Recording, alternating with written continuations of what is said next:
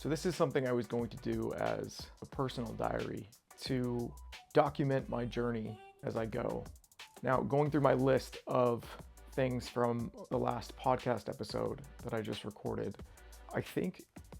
I was able to actually improve on a lot of the things that I had struggled with the first time around.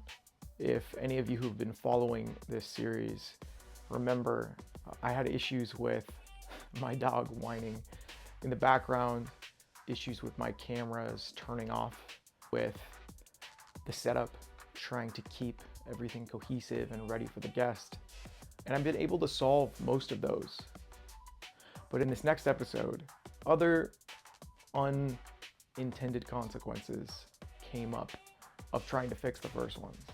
In the spirit of just getting started with what you have, I'm actually filming right now on an iPhone 16 Pro Max with 2 GoPros at each angle.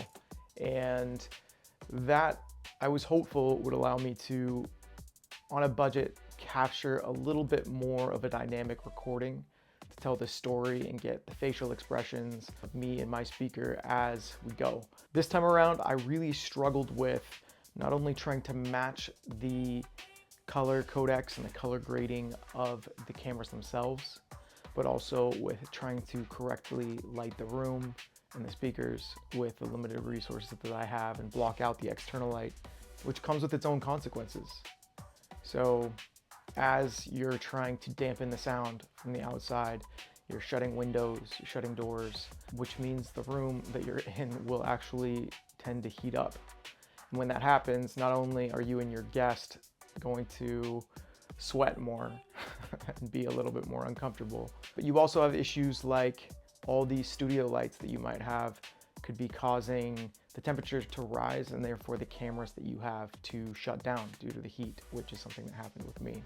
The other kind of downside is you have to deal with these trade-offs of, do I add some fans for me and my guests to keep us cool at the expense of possibly having kind of a buzzing or a humming noise in the audio? Is that something you can cut out later? And for me, that was something that I chose to do because I would rather prioritize the guest comfort than the audio quality while we're trying to troubleshoot some of these things. So given a little bit more time and not being so worried about whether or not my camera setup will actually record the conversation, would actually allow me to better tell my guests' stories, because it seems to be a constraint when you're constantly worried about, will my camera batteries overheat? And maybe next time I'll try plugging them into the wall, but I think as far as the overheating goes,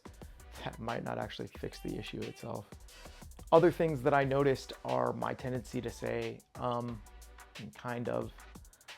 I found myself talking a little bit more in this episode than I had in the previous one, which you guys can be the judge whether or not you'd rather hear a little bit more of me or a little bit more of our guest, or whether you're enjoying the balance right now between the two speakers. The idea behind Making Mentors is not only my selfish ambition to try to find people in the community, my friends, coworkers, people that I mostly admire, and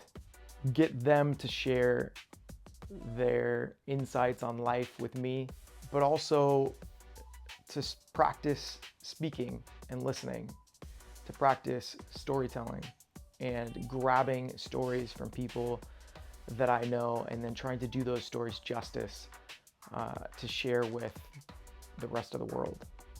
And getting to know people on a more human level, getting to know what they're made of, more about their past and their history, things that they've struggled with, the ways that they've overcome adversity in life, career paths and trajectories, people that shaped and guided their lives, things that they do throughout their daily life, like habits and quirks that make them who they are, and things that they've learned that they think others could benefit from in the process. I created this project in response to asking myself a question, and that question was, what would I do if money wasn't the driving factor and I could use the skill set that I've already started to develop and build upon it in a way that is mutually beneficial to both me and the people around me. And that's really the goal of everything that I do. I'm trying to find meaning and purpose in my work. I'm trying to find ways to give back to those around me and learn from them, and also encourage them to share their experience with others who might be struggling with things that they struggled with in their lifetime. If you're enjoying the Making Mentors podcast, please leave a like or a comment. Please subscribe to the channel if you haven't already. And thank you so much for being here and supporting me on this journey.